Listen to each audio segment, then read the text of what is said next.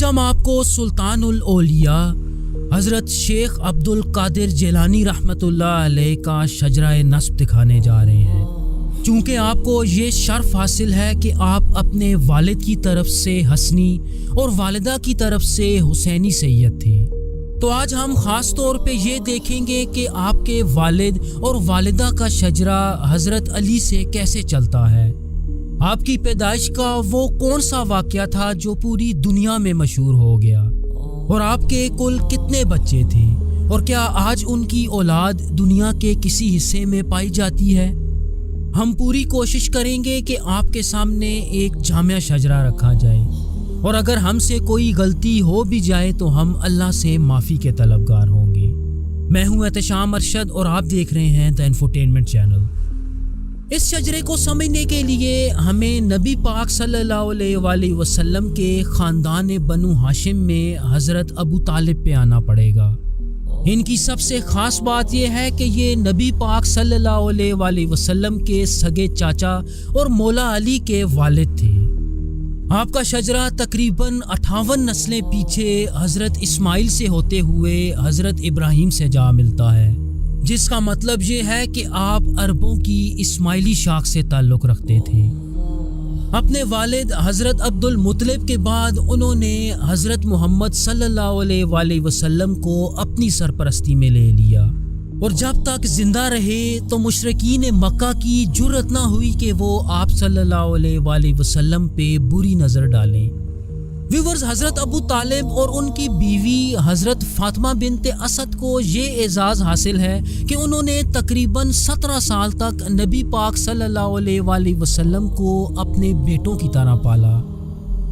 اس شجرے میں حضرت ابو طالب کے بعد ان کے بیٹے حضرت علی رضی اللہ تعالیٰ عنہ آتے ہیں، جو سن 600 صدی عیسوی میں مکہ میں پیدا ہوئے۔ مولا علی کو یہ شرف بھی حاصل ہے کہ ان کی پرورش اور تربیت خود محمد صلی اللہ علیہ وآلہ وسلم نے کی، اور 9 سال کی عمر میں وہ ان گنے چنے لوگوں میں شامل تھے جنہوں نے سب سے پہلے اسلام قبول کیا۔ آپ سنیوں کے نزدیک چوتھے خلیفہ راشد، جبکہ اہل تشیع آپ کو پہلا امام مانتے ہیں۔ مدینہ ہجرت کرنے کے بعد تقریباً 22 سال کی عمر میں مولا علی کی پہلی شادی آپ صلی اللہ علیہ وآلہ وسلم کی چھوٹی اور چہیتی بیٹی حضرت فاطمہ رضی اللہ تعالیٰ عنہا سے ہوئی، جن سے آپ کے 3 بیٹے حضرت حسن، حضرت حسین اور حضرت محسن کے ساتھ ساتھ 2 بیٹیاں حضرت زینب اور ام کلثوم پیدا ہوئیں۔ اور ویورز، مولا علی کو یہ شرف بھی حاصل ہے کہ ان کے 2 بیٹوں حضرت حسن اور حضرت حسین رضی اللہ تعالیٰ عنہ سے نبی آخر الزمان حضرت محمد صلی اللہ علیہ وآلہ وسلم کی اولاد یا نسل چلتی ہے، جنہیں شریف یا سید کہا جاتا ہے، اور جو آج بھی دنیا کے مختلف حصوں میں پائے جاتے ہیں۔ جہاں تک شیخ عبد القادر جیلانی کی بات ہے تو ان کا شجرہ اپنے والد کی طرف سے حضرت حسن، جبکہ اپنی والدہ کی طرف سے حضرت حسین رضی اللہ تعالیٰ عنہ سے چلتا ہے، مطلب آپ حسنی اور حسینی سید تھے۔ حضرت حسن رضی اللہ تعالیٰ عنہ کو یہ شرف حاصل ہے کہ انہوں نے ایک طرح سے مسلمانوں کے پہلے فتنے کا خاتمہ کیا۔ ہوا کچھ یوں کہ مولا علی کے دور خلافت میں خلیفہ حضرت علی اور امیر شام حضرت معاویہ میں اختلاف ہو گیا، اور ان دونوں میں کئی جنگیں بھی لڑی گئیں۔ اسی دوران حضرت علی رضی اللہ تعالیٰ عنہ کو ایک خارجی ابن ملجم نے شہید کر دیا، جس کے بعد حضرت حسن رضی اللہ تعالیٰ عنہ کو مسلمانوں کا 5واں خلیفہ منتخب کر لیا گیا۔ لیکن خلیفہ بننے کے محض 6 ماہ بعد انہوں نے حضرت معاویہ سے ایک امن معاہدہ کر لیا اور حکومت سے دستبردار ہو گئے۔ اور ویورز، حسن معاویہ اس معاہدے کے بعد عربوں میں بنو امیہ کے دور حکومت کا آغاز ہوتا ہے۔ روایات میں آتا ہے کہ ان کی بیوی یا غلاموں میں سے کسی نے انہیں زہر دیا تھا۔ ویورز، جہاں تک حضرت حسن کی اولاد کی بات ہے تو ان کی نسل ان کے 2 بیٹوں حضرت زید اور حضرت حسن ابن حسن سے چلتی ہے۔ شیخ عبد القادر جیلانی کے جد امجد حسن ابن حسن تھے، جنہیں حسن المثنی بھی کہا جاتا ہے۔ ان کے بارے میں آتا ہے کہ یہ کربلا کی جنگ میں محض 19 یا 20 سال کے تھے اور عاشورہ کے دن اپنے چاچا حضرت امام حسین رضی اللہ تعالیٰ عنہ کے شانہ بشانہ لڑے، لیکن پھر انہیں قید کر لیا گیا۔ اور جہاں تک آپ کی اولاد کی بات ہے تو آپ کے بیٹے حضرت داؤد کی نسل میں مراکش کی سلیمانی سلطنت اور ایک دوسرے بیٹے حضرت ابراہیم کی نسل سے یمن کے امام تعلق رکھتے ہیں۔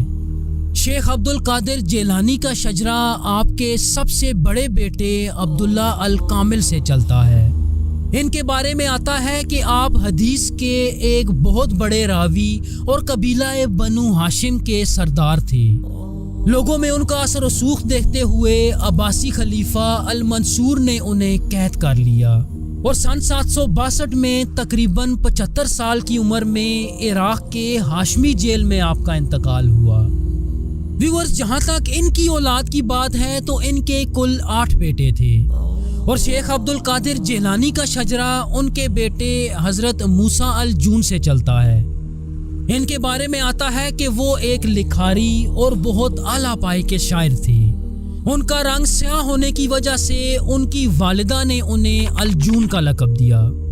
خلیفہ المنصور نے حضرت حسن المثنیٰ کے متحد بیٹوں کے ساتھ ساتھ انہیں بھی عراق کی ہاشمی جیل میں قید کر رکھا تھا۔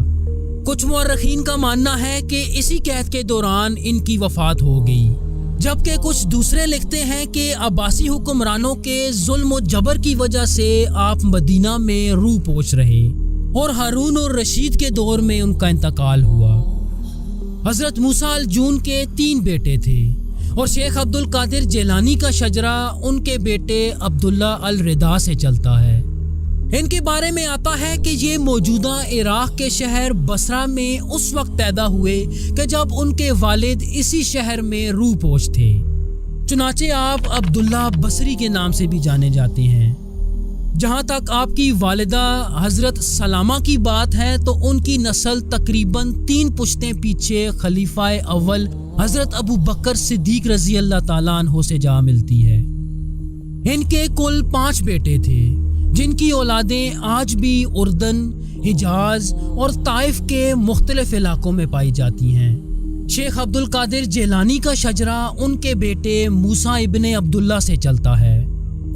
آپ سن 835 عیسوی میں مدینہ میں پیدا ہوئے اور جوانی کی عمر میں پہنچ کے اپنے والد عبداللہ الرضا سے بیعت اور خلافت حاصل کی۔ ان کے سب سے اہم بیٹے حضرت داؤد تھے، جنہوں نے اپنے 9 بھائیوں اور جانشینوں کے ساتھ مل کے عباسی سلطنت سے حجاز کا پورا علاقہ فتح کر لیا، جہاں انہوں نے اپنی خود مختار حکومت کی بنیاد رکھی۔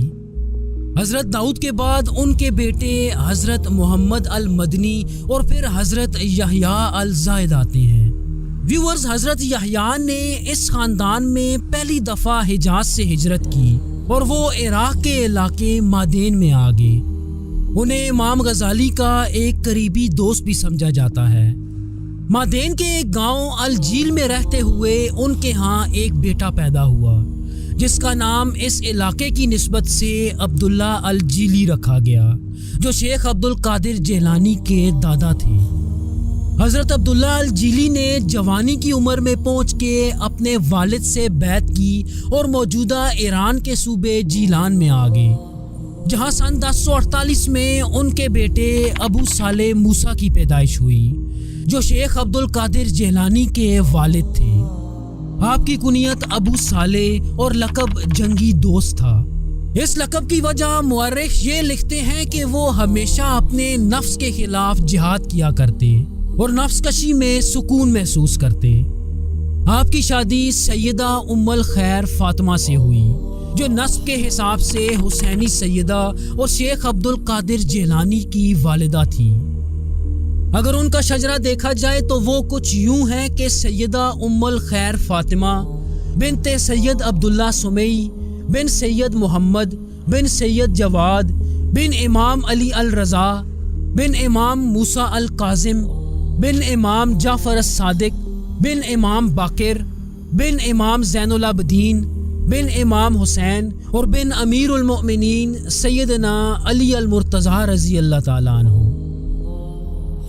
شیخ عبد القادر جیلانی یکم رمضان سن 1078 میں ایران کے صوبے جیلان میں پیدا ہوئے، جو اس وقت سلجوق سلطنت کے زیر کنٹرول تھا۔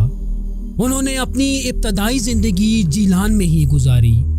ویورز، تمام علماء اور اولیاء اس بات پہ متفق ہیں کہ آپ ایک پیدائشی ولی تھے۔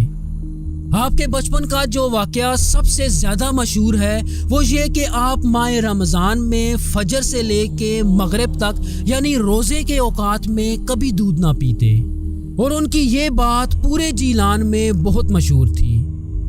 سن 1095 میں 18 سال کی عمر میں آپ حصول علم کے لیے جیلان سے بغداد آ گئے، جہاں آپ کو فقہ کی تعلیم میں حضرت ابو سعید مبارک مخزومی، علم حدیث میں ابو بکر بن مظفر اور قرآن کی تفسیر کے لیے محمد جعفر جیسے عظیم اساتذہ میسر آئے۔ تحصیل علم کے بعد شیخ عبد القادر جیلانی نے بغداد شہر کو چھوڑ دیا اور عراق کے صحراؤں اور جنگلوں میں تقریباً 25 سال تک عبادت اور ریاضت میں مشغول رہے۔ لیکن سن 1127 میں آپ نے دوبارہ بغداد کا رخ کیا اور درس و تدریس کا ایک سلسلہ شروع کیا، اور کچھ ہی عرصے میں آپ کی شہرت و نیک نامی پورے بغداد اور پھر دور دور تک پھیل گئی، جس کی بدولت وہ بہت سے یہودیوں اور عیسائیوں کو مسلمان کرنے میں کامیاب ہو گئے۔ کہا جاتا ہے کہ شیخ عبد القادر جیلانی نے مختلف اوقات میں 4 شادیاں کی، اور ان شادیوں کا آغاز 50 برس کی عمر سے کیا۔ ان 4 بیویوں سے آپ کے 49 بچے پیدا ہوئے، جن میں 20 لڑکے اور باقی لڑکیاں تھیں۔ ویورز، آپ کے بیٹوں میں سب سے مشہور 10 بیٹے تھے، جن کے نام آپ چارٹ پہ دیکھ سکتے ہیں۔ اور جہاں تک موجودہ دور کی بات ہے تو آپ کی اولاد آج بھی عراق میں بغداد، ایران میں جیلان، مصر، کردستان اور شام کے کئی علاقوں میں پائی جاتی ہے۔ شیخ عبد القادر جیلانی کا انتقال سن 1166 کو ہفتے کی شب 89 سال کی عمر میں ہوا، اور آپ کی تدفین بغداد میں آپ کے مدرسے کے احاطے میں ہوئی۔ ان کا مزار صفوی دور حکومت میں مکمل طور پہ تباہ ہو گیا، تاہم سن 1535 میں عثمانی سلطان سلیمان دا میگنیفیسنٹ نے ان کے مزار کی دوبارہ تعمیر کرائی۔ ویورز، کربلا کی جنگ کے بعد بنو امیہ اور بنو عباس نے مولا علی کے خاندان یا اہل بیت کے ساتھ کیسا سلوک کیا؟ مولا علی کے خاندان سے 12 اماموں کی فیملی ٹری دیکھنے کے لیے اسکرین پہ دی گئی ویڈیو ضرور ملاحظہ کیجیے۔ تھینک یو سو مچ۔ اللہ حافظ۔